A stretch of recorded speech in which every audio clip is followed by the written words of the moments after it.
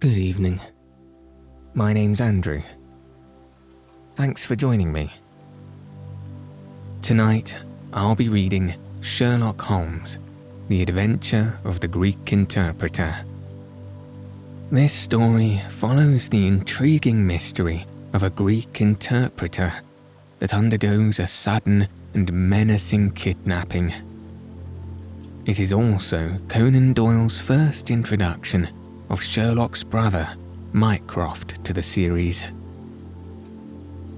Just before we begin our story, let's get ourselves ready for sleep. Start by taking a deep, relaxing breath. And settle your body in whatever way feels most comfortable. Now let any thoughts of the day drift away from your mind and simply follow the sound of my voice. Now let your eyes fall heavy and your breath soften as we settle in for a peaceful night's sleep.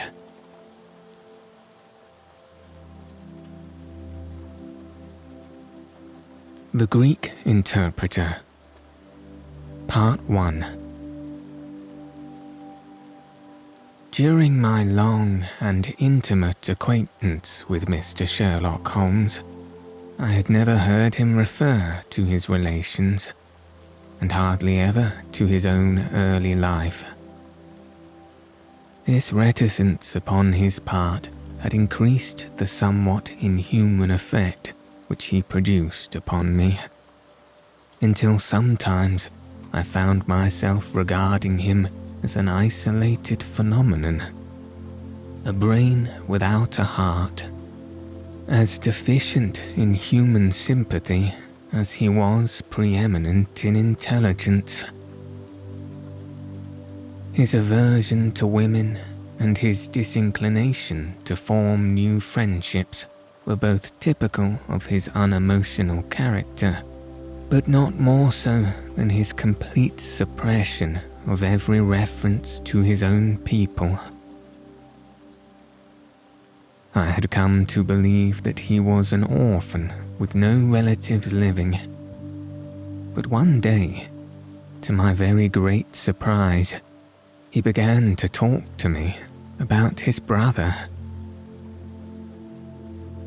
It was after tea on a summer evening, and the conversation, which had roamed in a desultory, spasmodic fashion, from golf clubs to the causes of the change in the obliquity of the ecliptic, came round at last to the question of atavism and hereditary aptitudes. The point under discussion was how far any singular gift in an individual was due to his ancestry, and how far to his own early training. In your own case, said I, from all that you have told me, it seems obvious that your faculty of observation and your peculiar faculty for deduction are due to your own systematic training. To some extent, he answered thoughtfully. My ancestors were country squires who appear to have led much the same life as is natural to their class. But, nonetheless, my turn that way is in my veins, and may have come with my grandmother, who was the sister of Vernet, the French artist. Art in the blood is liable to take the strangest forms. But how do you know that it is hereditary? Because my brother Mycroft possesses it in a larger degree than I do. This was news to me indeed.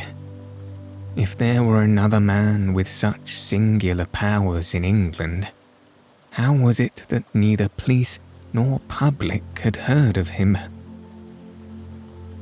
I put the question, with a hint that it was my companion's modesty which made him acknowledge his brother as his superior. Holmes laughed at my suggestion. "My dear Watson," said he, "I cannot agree with those who rank modesty among the virtues. To the logician, all things should be seen exactly as they are, and to underestimate oneself is as much a departure from truth as to exaggerate one's own powers. When I say, therefore, that Mycroft has better powers of observation than I, you may take it that I am speaking the exact and literal truth." "Is he your junior?" "7 years my senior." "How comes it that he is unknown?" "Oh, he is very well known in his own circle." "Where, then?" "Well, in the Diogenes Club, for example." I had never heard of the institution, and my face must have proclaimed as much, for Sherlock Holmes pulled out his watch. "The Diogenes Club is the strangest club in London, and Mycroft one of the strangest men. He's always there from 5:15 to 8:20. It's 6 now, so if you care for a stroll this beautiful evening, I shall be very happy to introduce you to 2 curiosities." 5 minutes later, we were in the street, walking towards Regent's Circus. "You wonder," said my companion, "why it is that Mycroft does not use his powers for detective work. He is incapable of it." "But I thought you said—" "I said that he was my superior in observation and deduction. If the art of the detective began and ended in reasoning from an armchair, my brother would be the greatest criminal agent that ever lived. But he has no ambition and no energy. He will not even go out of his way to verify his own solutions, and would rather be considered wrong than take the trouble to prove himself right. Again and again, I have taken a problem to him, and have received an explanation which has afterwards proved to be the correct one. And yet, he was absolutely incapable of working out the practical points which must be gone into before a case could be laid before a judge or jury." "It is not his profession, then?" "By no means. What to me is a means of livelihood is to him the merest hobby of a dilettante. He has an extraordinary faculty for figures, and audits the books in some of the government departments. Mycroft lodges in Pall Mall, and he walks round the corner into Whitehall every morning, and back every evening. From year's end to year's end, he takes no exercise, and is seen nowhere else, except only in the Diogenes Club, which is just opposite his rooms." "I cannot recall the name." "Very likely not. There are many men in London, you know, who some from shyness, some from misanthropy, have no wish for the company of their fellows. Yet they are not averse to comfortable chairs and the latest periodicals. It is for the convenience of these that the Diogenes Club was started, and it now contains the most unsociable and unclubbable men in town. No member is permitted to take the least notice of any other one, save in the strangers' room. No talking is, under any circumstances, allowed, and 3 offences, if brought to the notice of the committee, render the talker liable to expulsion. My brother was one of the founders, and I have myself found it a very soothing atmosphere. We had reached Pall Mall as we talked, and were walking down it from the St. James's End. Sherlock Holmes stopped at a door some little distance from the Carlton, and, cautioning me not to speak, he led the way into the hall. Through the glass panelling, I caught a glimpse of a large and luxurious room, in which a considerable number of men were sitting about and reading papers, each in his own little nook. Holmes showed me into a small chamber which looked out into the Pall Mall, and then, leaving me for a minute, he came back with a companion whom I knew could only be his brother. Mycroft Holmes was a much larger and stouter man than Sherlock. His body was absolutely corpulent, but his face, though massive, had preserved something of the sharpness of expression which was so remarkable in that of his brother. His eyes, which were of a peculiarly light, watery grey, seemed to always retain that far-away, introspective look which I'd only observed in Sherlock's when he was exerting his full power. "I'm glad to meet you, sir," said he, putting out a broad, flat hand, like the flipper of a seal. "I hear of Sherlock everywhere since you became his chronicler. By the way, Sherlock, I expected to see you round last week to consult me over the Manor House case. I thought you might be a little out of your depth." "No, I solved it," said my friend, smiling. "It was Adams, of course." "Yes, it was Adams. I was sure of it from the first." The two sat down together in the bow window of the club. "To anyone who wishes to study mankind, this is the spot," said Mycroft. "Look at the magnificent types. Look at these 2 men who are coming towards us, for example. The billiard marker and the other." "Precisely. What do you make of the other?" The 2 men had stopped opposite the window. Some chalk marks over the waistcoat pocket were the only signs of the billiards which I could see in one of them. The other was a very small, dark fellow, with his hat pushed back and several packages under his arm. "An old soldier, I perceive," said Sherlock. "And very recently discharged," remarked the brother. "Served in India, I see. And a non-commissioned officer." "Royal Artillery, I fancy," said Sherlock. "And a widower," said Mycroft. "But with a child?" "Children, my dear boy, children."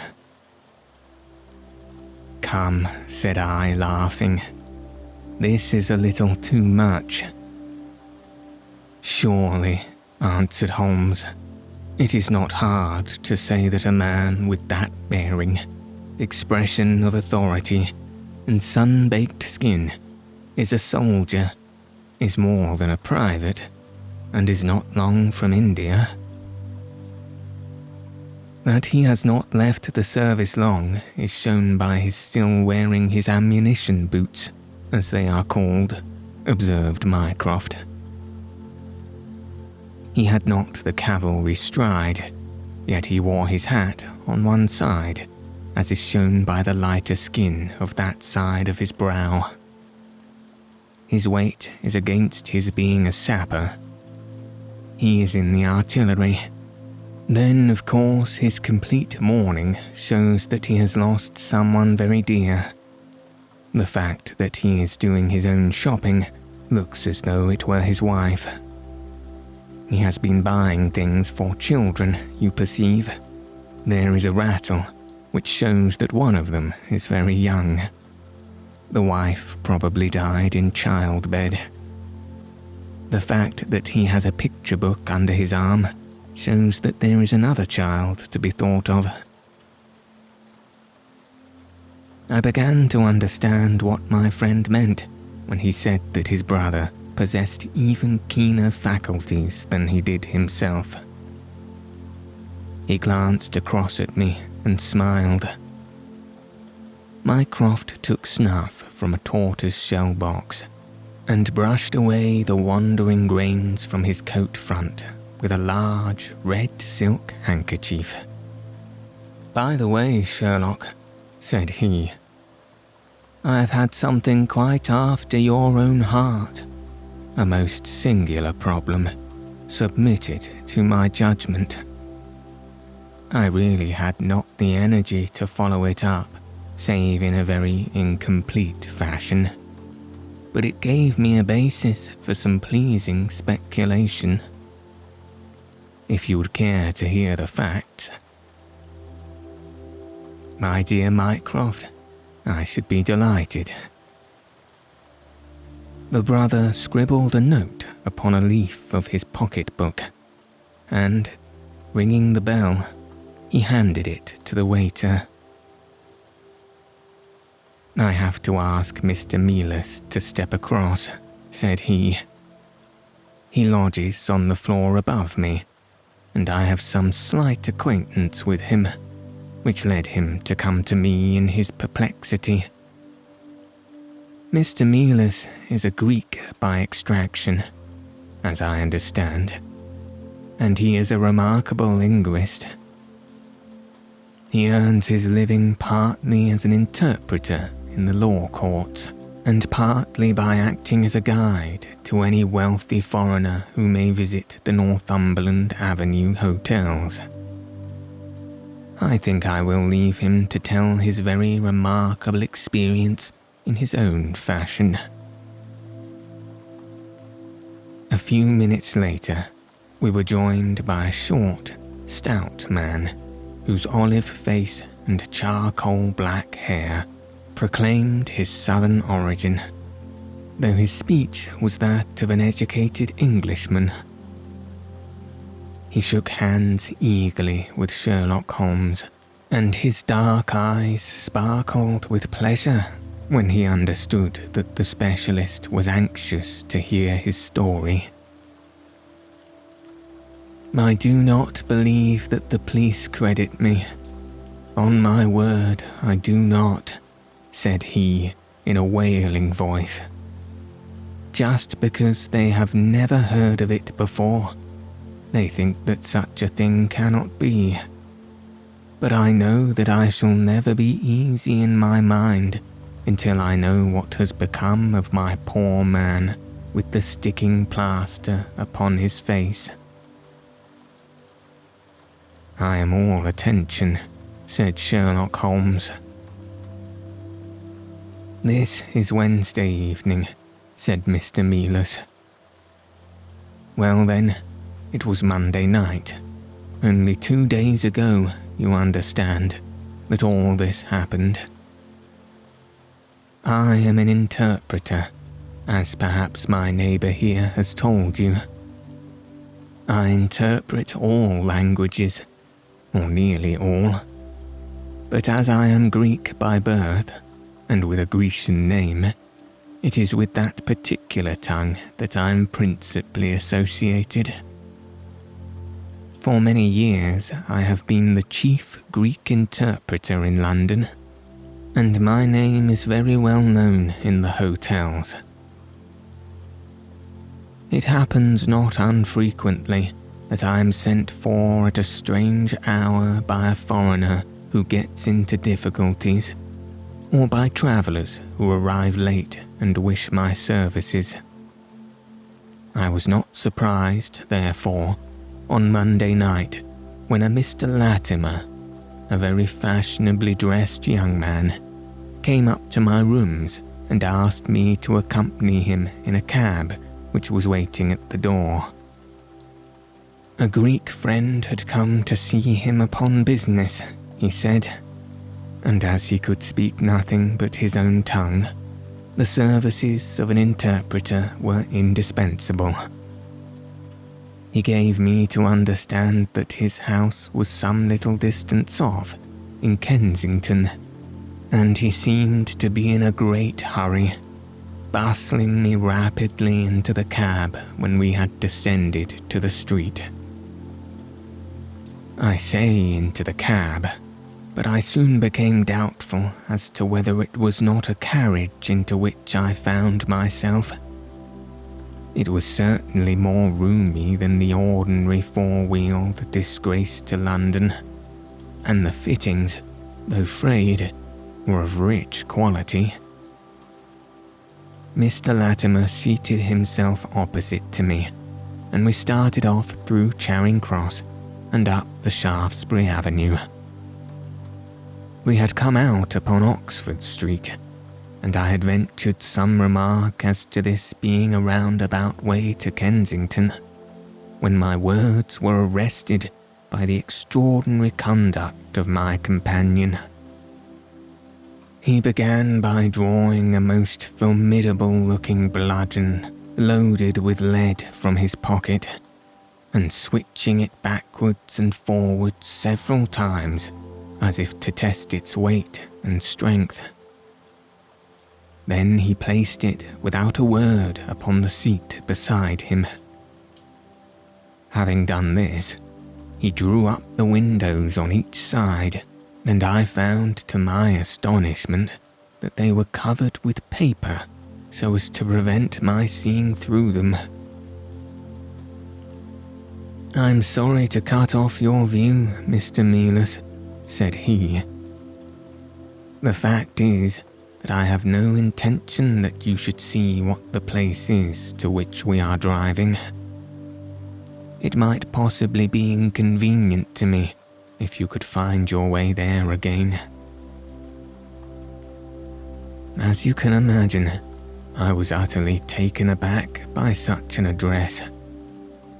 My companion was a powerful, broad-shouldered young fellow, and, apart from the weapon, I should not have liked the slightest chance in a struggle with him. "This is very extraordinary conduct, Mr. Latimer," I stammered. "You must be aware that what you are doing is quite illegal." "It is somewhat of a liberty, no doubt," said he, "but we'll make it up to you. I must warn you, however, Mr. Melas, that if at any time tonight you attempt to raise an alarm, or do anything which is against my interests, you will find it a very serious thing. I beg you to remember that no one knows where you are, and that, whether you are in this carriage or in my house, you are equally in my power." His words were quiet, but he had a rasping way of saying them which was very menacing. I sat in silence, wondering what on earth could be his reason for kidnapping me in this extraordinary fashion. Whatever it might be, it was perfectly clear that there was no possible use in my resisting it, and that I could only wait to see what might befall me. For nearly 2 hours we drove without my having the least clue as to where we were going. Sometimes the rattle of the stones told a paved causeway, and at others our smooth, silent course suggested asphalt. But, save by this variation in sound, there was nothing at all which could in the remotest way help me to form a guess as to where we were. The paper over each window was impenetrable to light, and a blue curtain was drawn across the glasswork in front. It was 7:15 when we left Pall Mall, and my watch showed me that it was 10 minutes to 9 when we at last came to a standstill. My companion let down the window, and I caught a glimpse of a low, arched doorway with a lamp burning above it. As I was hurried from the carriage, it swung open, and I found myself inside the house, with a vague impression of a lawn and trees on each side of me as I entered. Whether these were private grounds, however, or a bona fide country, was more than I could possibly venture to say.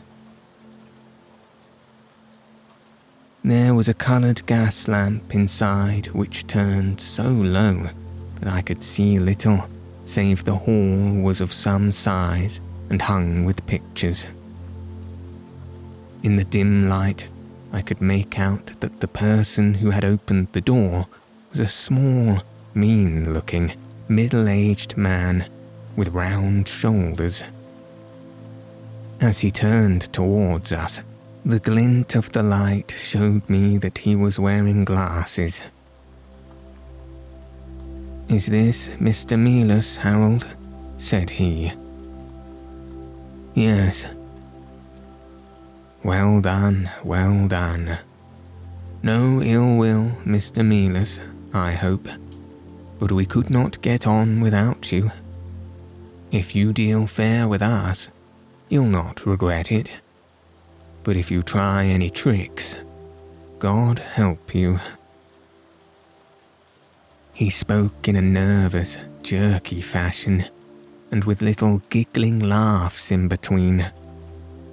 But somehow he impressed me with fear more than the other. "What do you want with me?" I asked. "Only to ask a few questions of a Greek gentleman who is visiting us, and to let us have the answers. But say no more than you are told to say, or..." Here comes the nervous giggle again. "You had better never have been born." As he spoke, he opened a door and showed the way into a room which appeared to be very richly furnished. But again, the only light was afforded by a single lamp half turned down. The chamber was certainly large, and the way in which my feet sank into the carpet as I stepped across it told me of its richness.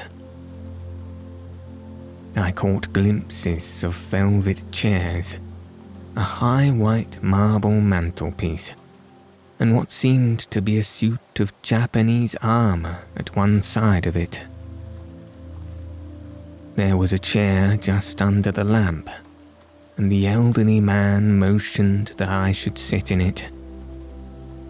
The youngest had left us, but he suddenly returned through another door, leading with him a gentleman clad in some sort of loose dressing gown, who moved slowly towards us.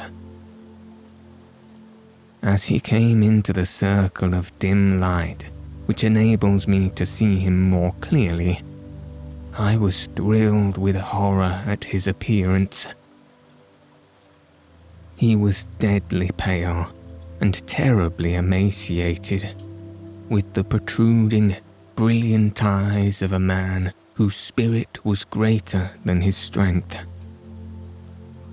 But what shocked me more than any sign of physical weakness was that his face was grotesquely crisscrossed with sticking plaster, and that one large pad of it was fastened over his mouth. "Have you the slate, Harold?" cried the older man, as this strange being fell rather than sat into a chair. "Are his hands loose? Now then, give him the pencil. You are to ask the question, Mr. Melas, and he will write the answers. Ask him first of all whether he is prepared to sign the papers."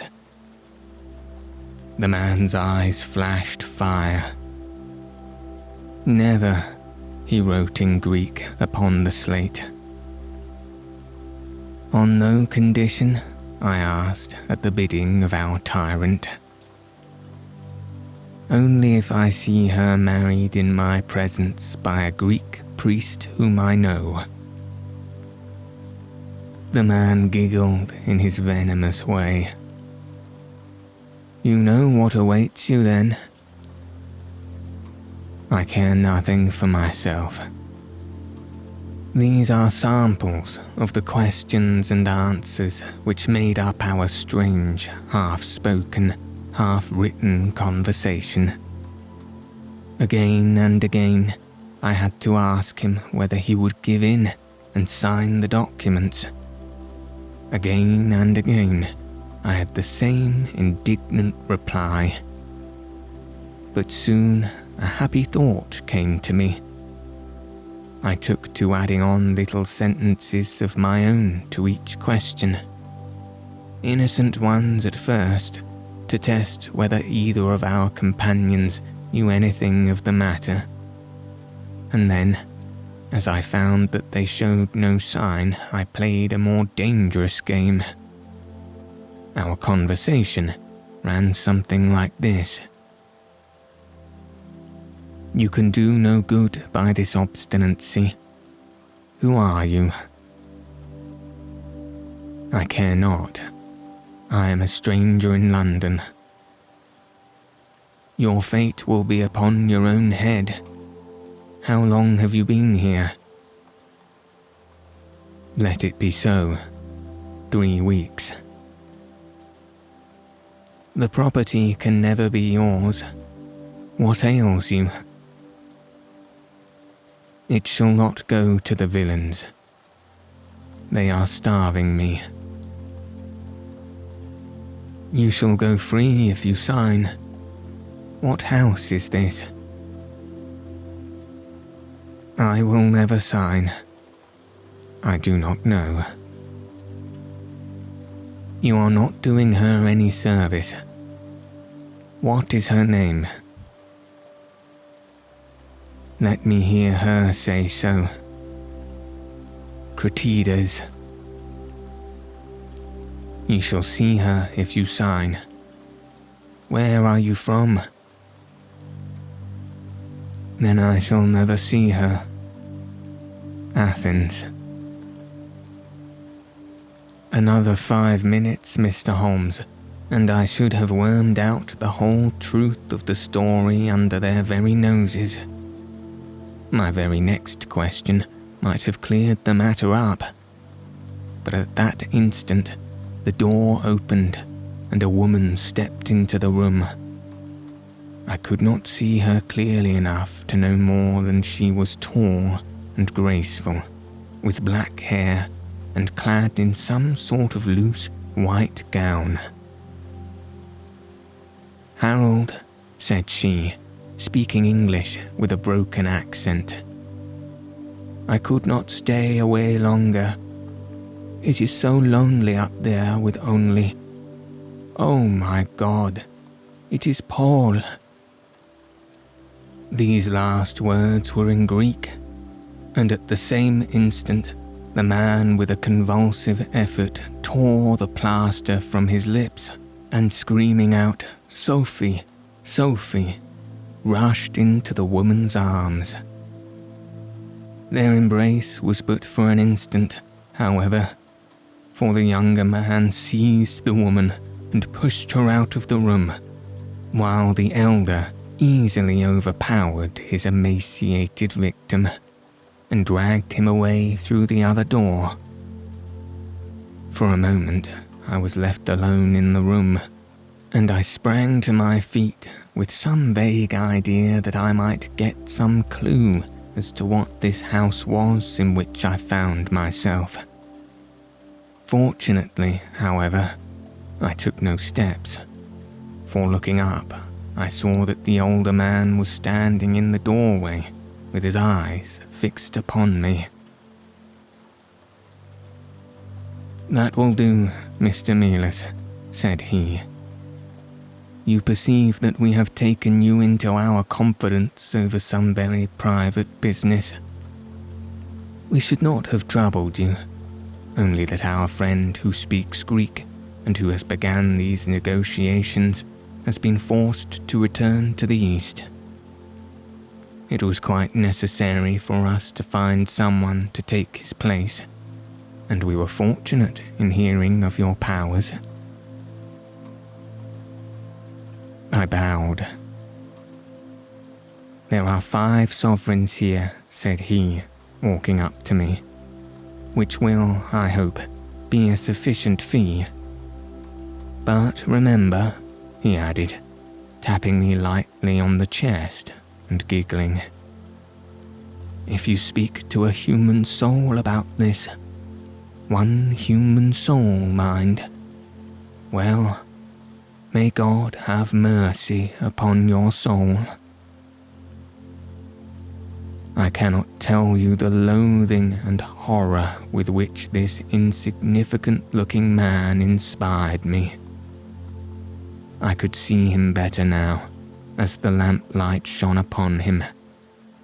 His features were peaky and sallow, and his little pointed beard was thready and ill-nourished. He pushed his face forward as he spoke, and his lips and eyelids were continually twitching like a man with St. Vitus's dance. I could not help thinking that his strange, catchy little laugh was also a symptom of some nervous malady.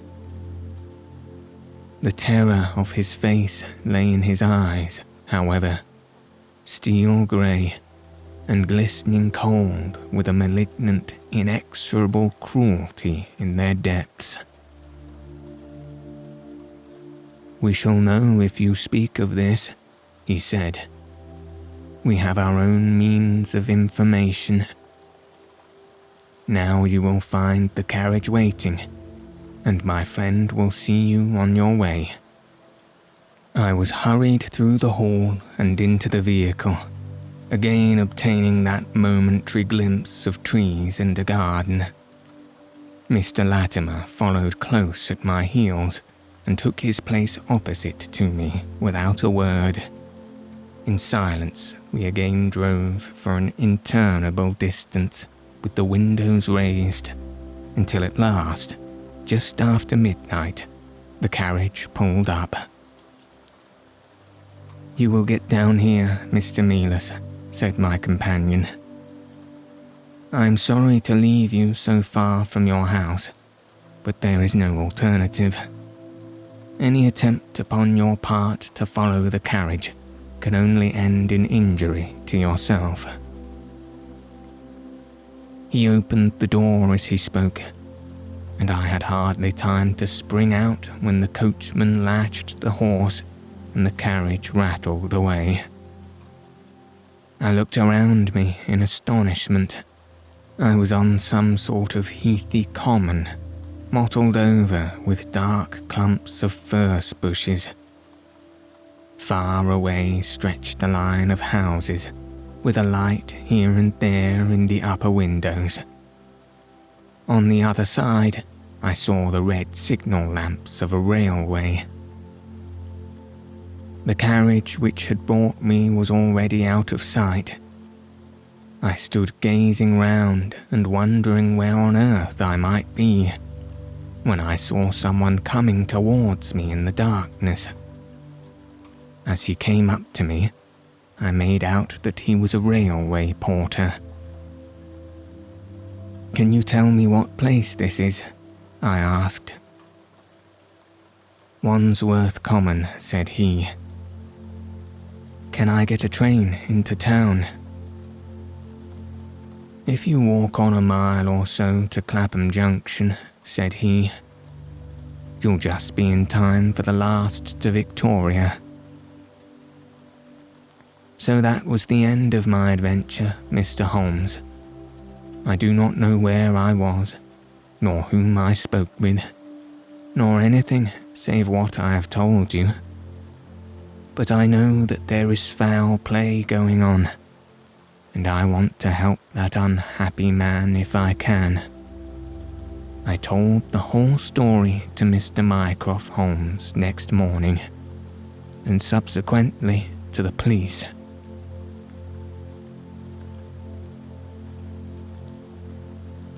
Part 2. We all sat in silence for some little time after listening to this extraordinary narrative. Then Sherlock looked across at his brother. "Any steps?" he asked. Mycroft picked up the Daily News, which was lying on the side table.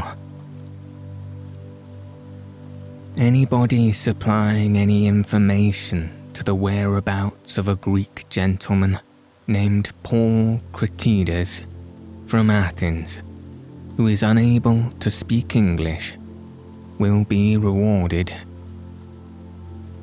A similar reward paid to anyone giving information about a Greek lady whose first name is Sophie. X2473. That was in all the dailies. No answer. How about the Greek legation? I have inquired. They know nothing. A wire to the head of the Athens police, then.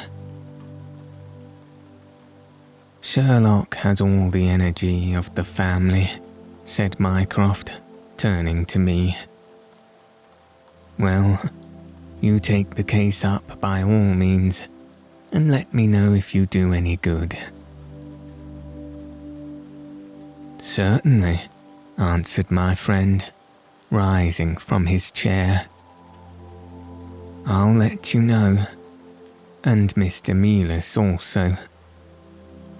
In the meantime, Mr. Melas, I should certainly be on my guard if I were you, for of course they must know through these advertisements that you have betrayed them.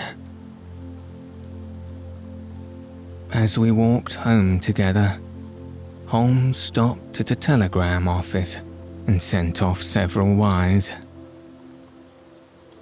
You see, Watson, he remarked, our evening has been by no means wasted.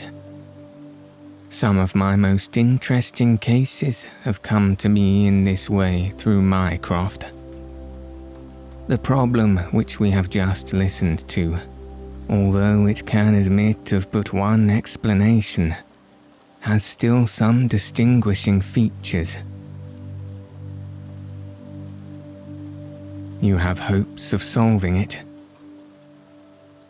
Well, knowing as much as we do, it will be singular indeed if we fail to discover the rest. You must yourself have formed some theory which will explain the facts to which we have listened. In a vague way, yes. What was your idea then? It seems to me to be obvious that this Greek girl has been carried off by the young Englishman named Harold Latimer. Carried off from where? Athens, perhaps. Sherlock Holmes shook his head. This young man could not talk a word of Greek. The lady could talk English fairly well. Inference that she had been in England some little time, but he had not been in Greece. Well then, we will presume that she has come on a visit to England, and that this Harold has persuaded her to fly with him. That is more probable. Then the brother, for that, I fancy, must be the relationship. Comes over from Greece to interfere. He imprudently puts himself into the power of the young man and his older associate. They seize him and use violence towards him in order to make him sign some papers to make over the girl's fortune, of which he may be trustee to them. This he refuses to do. In order to negotiate with him, they have to get an interpreter, and they pitch upon this Mr. Melas, having used some other one before. The girl is not told of the arrival of her brother, and finds it out by the merest accident. "Excellent, Watson," cried Holmes. "I really fancy that you are not far from the truth. You see that we hold all the cards, and we have only to fear some sudden act of violence on their part. If they give us time, we must have them. But how can we find where this house lies? Well, if our conjecture is correct, and the girl's name is, or was, Sophie Cratides, we should have no difficulty in tracing her. That must be our main hope, for the brother is, of course, a complete stranger. It is clear that some time has elapsed since this Harold established these relations with the girl. Some weeks, at any rate, since the brother in Greece has had time to hear of it and come across. If they have been living in the same place during this time, it is probable that we should have some answer to Mycroft's advertisement. We had reached our house in Baker Street while we'd been talking. Holmes ascended the stair first, and as he opened the door of our room, he gave a start of surprise. Looking over his shoulder, I was equally astonished. His brother Mycroft was sitting smoking in the armchair. "Come in, Sherlock, come in, sir," said he blandly, smiling at our surprised faces. "You don't expect such energy from me, do you, Sherlock? But somehow, this case attracts me."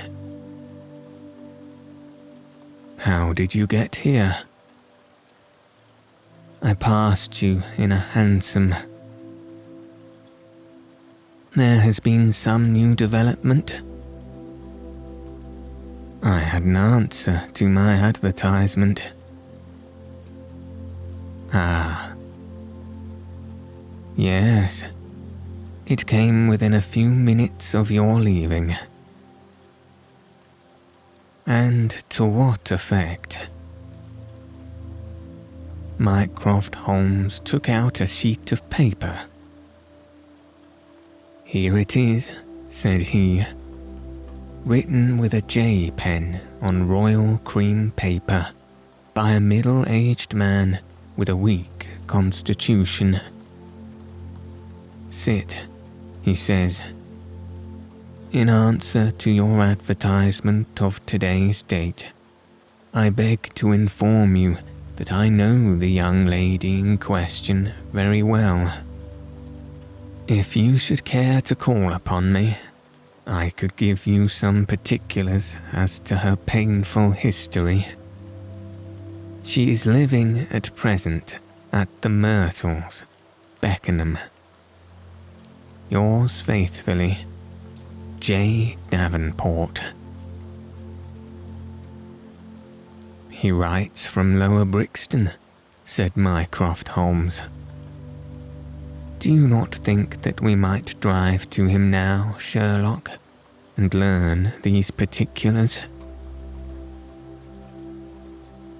"My dear Mycroft, the brother's life is more valuable than the sister's story. I think we should call at Scotland Yard for Inspector Gregson and go straight out to Beckenham. We know that a man is being done to death, and every hour may be vital. Better pick up Mr. Melas on the way," I suggested. "We may need an interpreter." "Excellent," said Sherlock Holmes. "Send the boy for a four-wheeler, and we shall be off at once." He opened the table drawer as he spoke, and I noticed that he slipped his revolver into his pocket. "Yes," said he in answer to my glance. "I should say from what we've heard that we are dealing with a particularly dangerous gang." It was almost dark before we found ourselves in Pall Mall, at the rooms of Mr. Melas. A gentleman had just called for him, and he was gone. "Can you tell me where?" asked Mycroft Holmes. "I don't know, sir," answered the woman who had opened the door. "I only know that he drove away with the gentleman in a carriage." "Did the gentleman give a name?" "No, sir." "He wasn't a tall, handsome, dark young man?" "Oh, no, sir. He was a little gentleman, with glasses, thin in the face, but very pleasant in his way, for he was laughing all the time that he was talking." "Come along," cried Sherlock Holmes. "This grows serious." As we drove to Scotland Yard, "These men have got hold of Melas again. He is a man of no physical courage, as they are well aware from their experience the other night. This villain was able to terrorize him the instant that he got into his presence. No doubt they want his professional services, but, having used him, they may be inclined to punish him for what they will regard as his treachery. Our hope was that, by taking train, we might get to Beckenham as soon or sooner than the carriage. On reaching Scotland Yard, however, it was more than an hour before we could get Inspector Gregson and comply with the legal formalities which would enable us to enter the house. It was 10:15 before we reached London Bridge, and half past before the four of us alighted on the Beckenham platform. A drive of half a mile brought us to the Myrtles, a large, dark house, standing back from the road in its own grounds.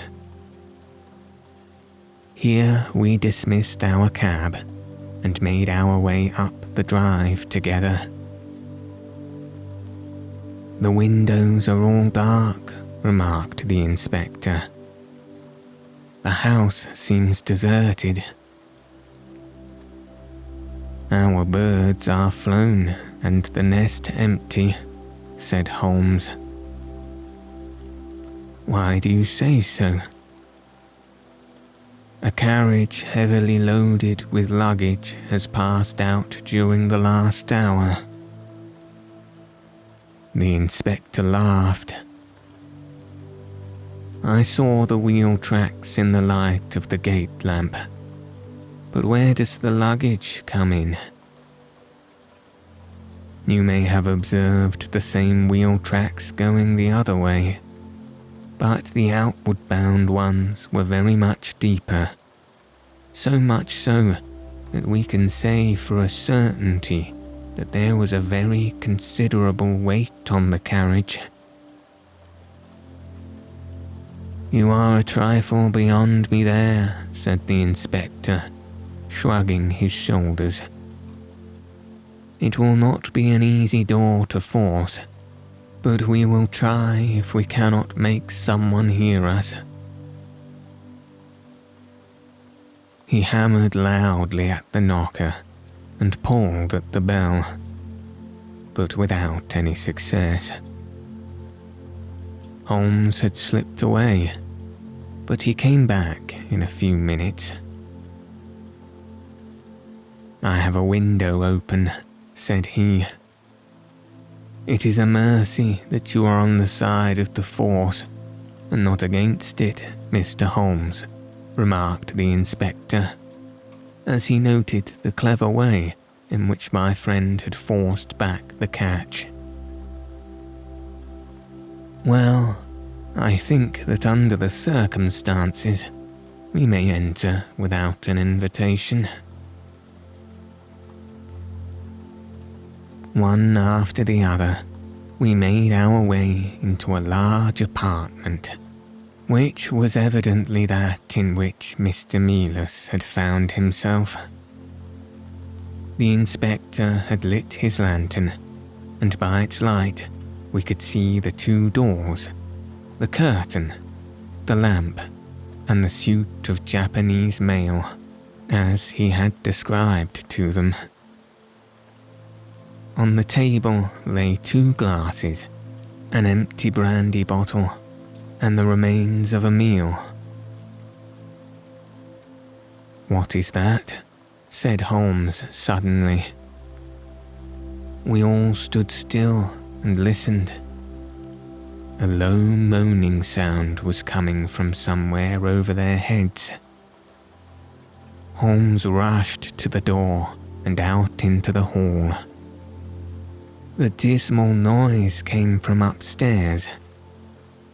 He dashed up, the inspector and I at his heels, whilst his brother Mycroft followed as quickly as his great bulk would permit.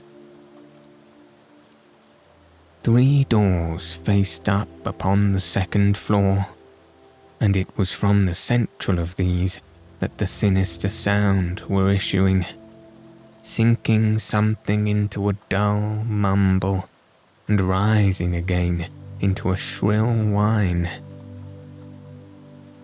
It was locked, but the key had been left on the outside.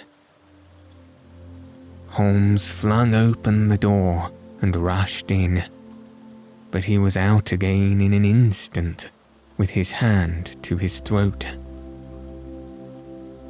"It's charcoal," he cried.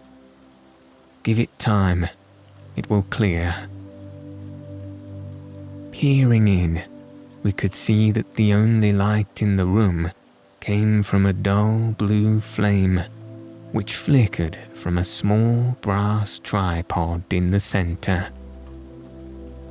It threw a livid, unnatural circle upon the floor, while in the shadows beyond we saw the vague loom of two figures which crouched against the wall. From the open door there reeked a horrible, poisonous exhalation which set us gasping and coughing. Holmes rushed to the top of the stairs to draw in the fresh air, and then, dashing into the room, he threw up the window and hurled the brazen tripod out into the garden. "We can enter in a minute," he gasped, darting out again. "Where is a candle? I doubt if we could strike a match in that atmosphere." "Hold the light at the door and we shall get them out, Mycroft. Now." With a rush, we got to the poisoned men and dragged them out into the well-lit hall.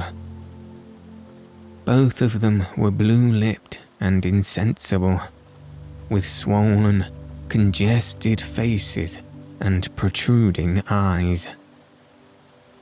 Indeed, so distorted were their features that, save for his black beard and stout figure, we might have failed to recognize in one of them the Greek interpreter who had parted from us only a few hours before at the Diogenes Club.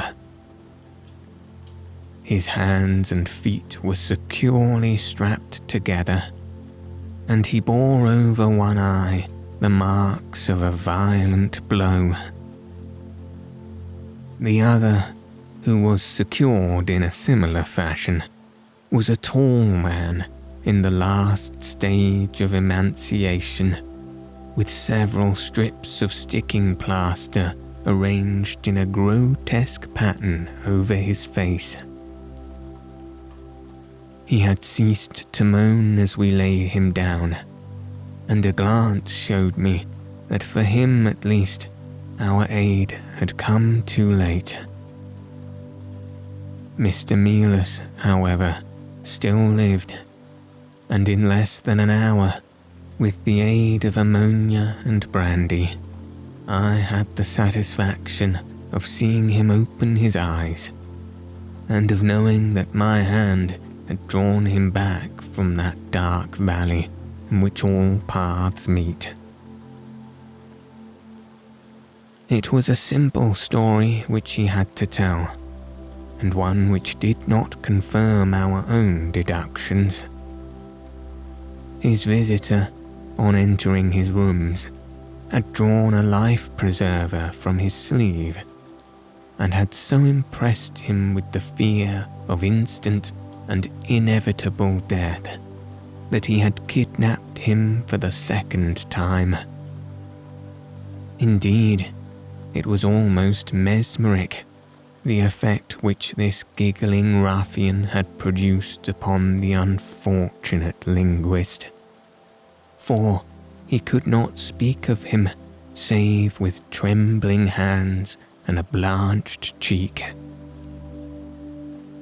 He had been taken swiftly to Beckenham, and had acted as interpreter in a second interview, even more dramatic than the first, in which the two Englishmen had menaced their prisoner with instant death if he did not comply with their demands.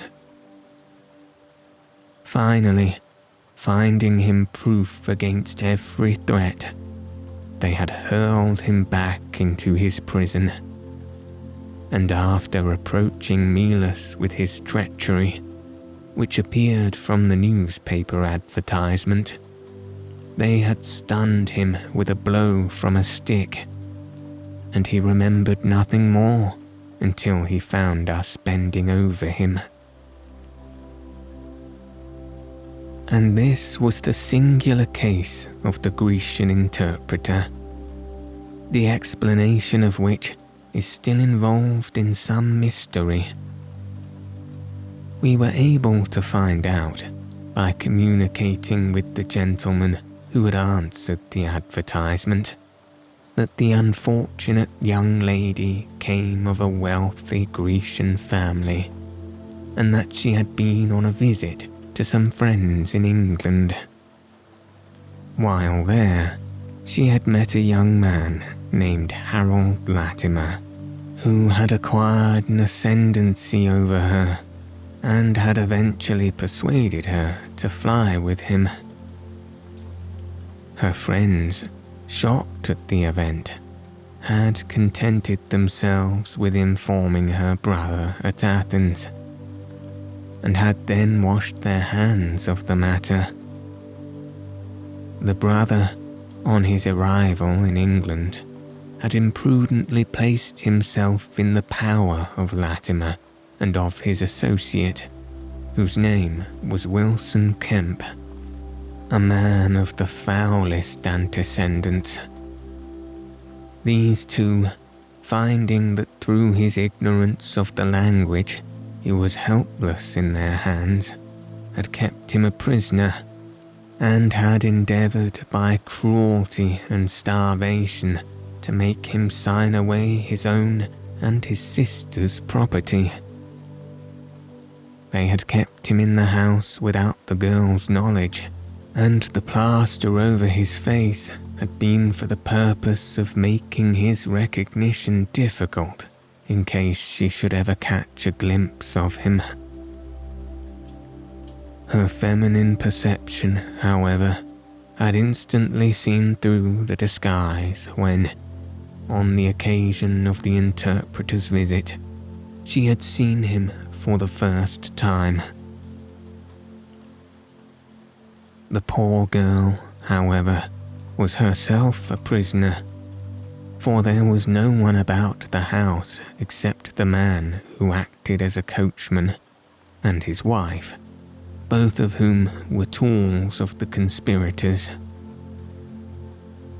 Finding that their secret was out, and that their prisoner was not to be coerced, the two villains with the girl had fled away at a few hours' notice from the furnished house which they'd hired, having first, as they thought, taken vengeance both upon the man who had defied and the one who had betrayed them.